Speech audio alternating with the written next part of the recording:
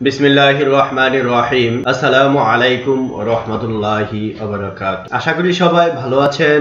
আজকের video tutorial বা এপিটিউটে HKC education চ্যানেলের পক্ষ থেকে আপনাদের সাথে আছি আমি engineer Humayun Kabir.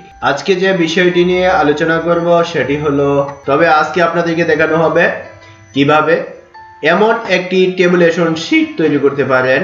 Tabulation sheet বলতে আমরা অনেকটা বুঝতে পারছি যে ছকের কাজ হবে, কিন্তু এই ছকটা একটু ভিন্ন রকম। তাহলে অতিরিক্ত কথা না বলে আমরা চলে যাব সরাসরি মূল পর্বে।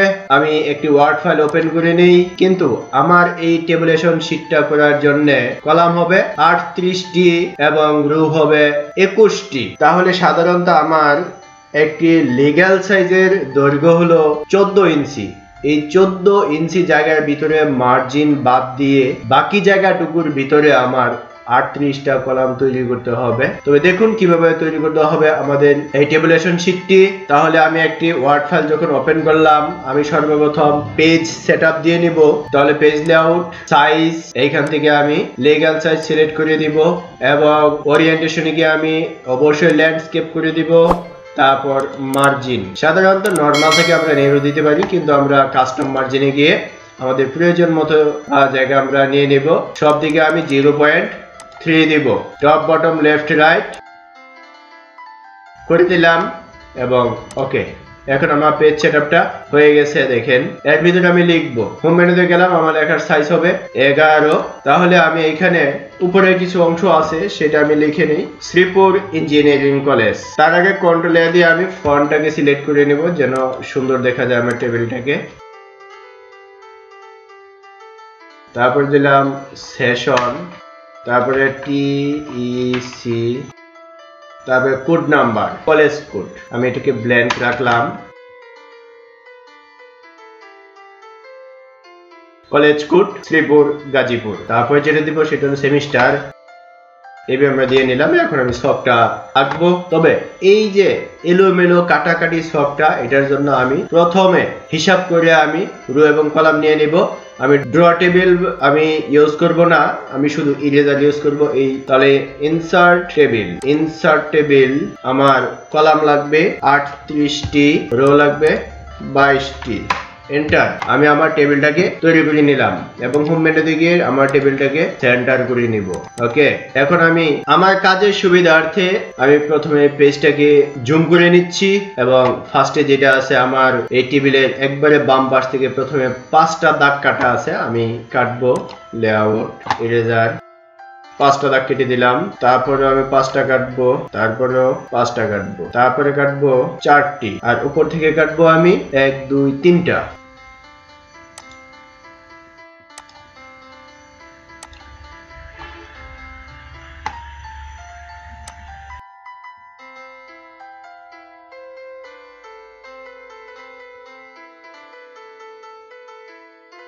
এক পর্যায়ে দাগগুলি আমার কাটা হয়ে গেছে। এখন আমি দ্বিতীয় পর্যায়ে শুরু করব, সেটা হলো আমি এখান থেকে শুরু করব। প্রথম কলামের দাগগুলি কাটবো। প্রথম কাটবো কলাম, 2টা কলাম কাটবো, 3টা রো কাটবো। তাহলে আমি একটু লিখে দেখি আমার লেখাটা ঠিক আছে কিনা। আমি এখানে লিখবো প্রথম রোল নং, তারপরে লিখবো সেশন, তারপরে লিখবো রেজিস্ট্রেশন, আর তারপর যেটা লিখবো সাবজেক্ট, তারপরে নিচে লিখবো নেম অফ দি স্টুডেন্ট,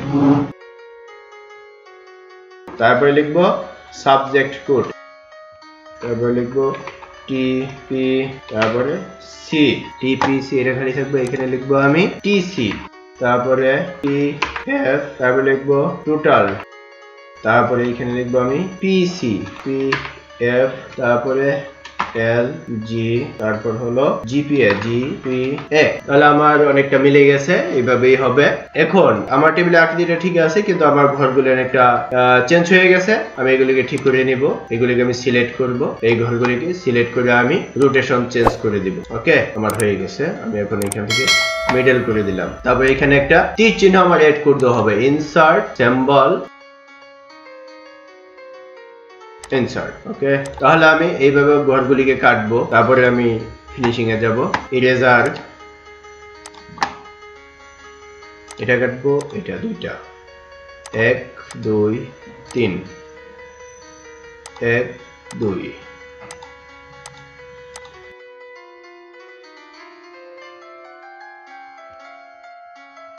আমার কাজের সুবিধার্থে আমি সহজভাবে কাজটি করার জন্য চাইতেছি আমি এটিকে কপি করব, কন্ট্রোল সি, তারপরে আমি একে একে এটাতে পেস্ট করে দিই, দেখি হয়ে গেছে। তাহলে আমি এইগুলিকে সিলেক্ট করব, সিলেক্ট করে পেস্ট করে দিব একসাথে, আমার হয়ে গেছে। এখন নিচের অংশটা আবার আমি এইভাবেই নেব, এই অংশকে সিলেক্ট করব, সিলেক্ট করে কন্ট্রোল সি কিবোর্ড থেকে এবং এইখানে কন্ট্রোল ভি দিয়ে আমি একটা ট্রাই করে নেই। ঠিক আছে, এখন এইখান থেকে সিলেক্ট করে আমি বাকিগুলিতে পেস্ট করে দিব, কন্ট্রোল ভি। হয়ে গেছে আমার জটিল যে কাজটা, সেই কাজটা হয়ে গেছে। এখন শুধু ঘরগুলিকে আমি কাটবো বিভিন্ন দিক থেকে। তাহলে আমার 2টা করে ঘরকে কাটতে হবে, প্রতি টেবিলের জন্য 2টা কেটে দিলাম, 2টা।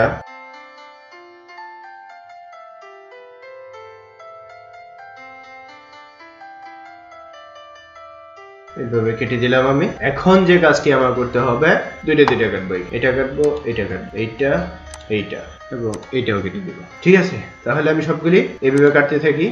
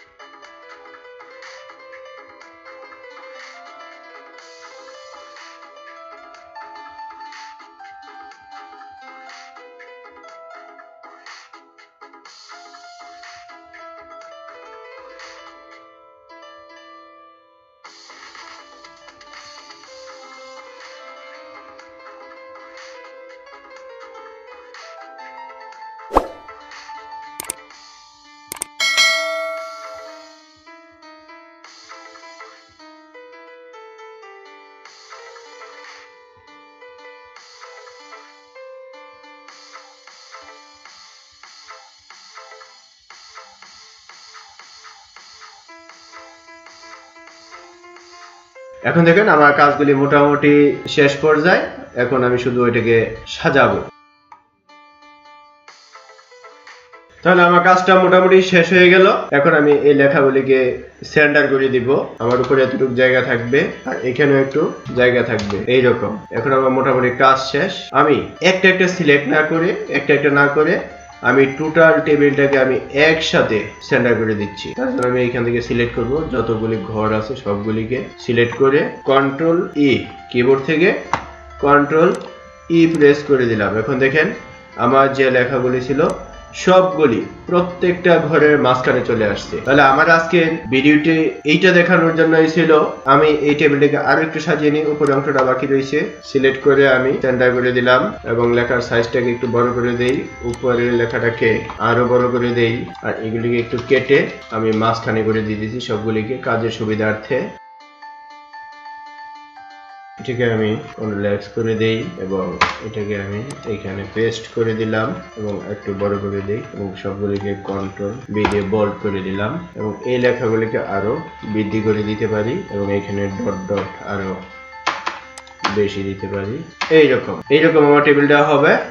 আর এটাকে আমি আরেকটু সিলেক্ট করে দিই সুন্দর করে, বা ডিজাইন থেকে যদি আমি আরো এখানে যাই, আমি ভিন্ন রকম একটা টেবিল তৈরি করতে পারবো। যদি আরো আমি ভিন্ন রকম নিতে চাই, আমি দেখি এখানে কি রকম আছে। আমি পেজের একটা কালার দিয়ে দেই, পেজ কালারটা এরকম দিয়ে দিলাম এবং টেবিলটাকে একটু ভিন্ন রকম করতে চাইতেছি, এরকম ফুটে ওঠে।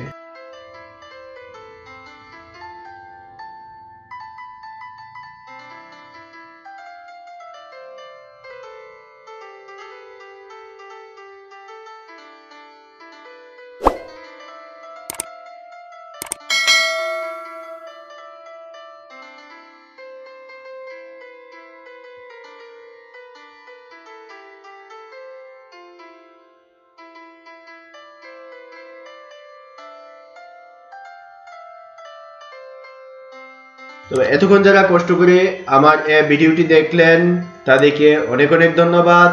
আর যারা আমার এই চ্যানেলে নতুন দর্শক সবার প্রতি আমার ছোট্ট একটা রিকোয়েস্ট, ভিডিওটি দেখে যদি ভালো লেগে থাকে তাহলে প্লিজ আমার এই চ্যানেলটা সাবস্ক্রাইব করে দিন এবং আমার এই ভিডিওগুলিকে আপনাদের বন্ধুদের সাথে শেয়ার করে দিন। আপনাদের একটি সাবস্ক্রাইব আমাদের এই ভিডিও বা এইরকম সুন্দর সুন্দর টিউটোরিয়াল করতে অনেকটা আগ্রহী করে তোলে। তাহলে আজ আর নয়, পরবর্তী ভিডিওর আমন্ত্রণ জানিয়ে সবার সুস্বাস্থ্য এবং দীর্ঘায়ু কামনা করে এখনই বিদায় নিচ্ছি। আসসালামু আলাইকুম ওয়া রাহমাতুল্লাহি ওয়া বারাকাতুহু।